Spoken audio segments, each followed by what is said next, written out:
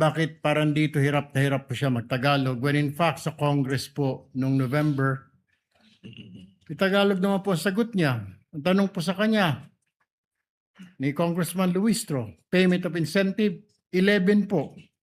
Would you know whether this amounts would total 120 exactly? Yes, ma'am. Gitotal ko po yan, ma'am. 120 million po.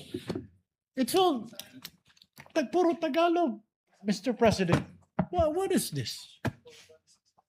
I mean, mabuti po sana pati yung discretionary and she's a government official, she doesn't know what discretionary means is. I mean, what it means?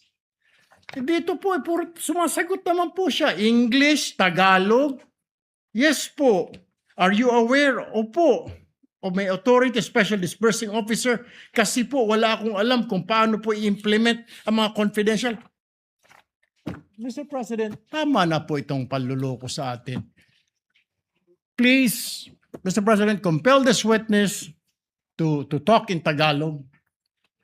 Kahit po yung mga Bisaya po nakaintindi ng Tagalog, nakakasalita ng Tagalog, ano tayo sa ibang bansa? Ano tayo, mga Hapon, mga Chinese? I know, Miss Witness, you can understand Tagalog, you can speak Tagalog dahil nandito po ito. Ilang pahina po ito.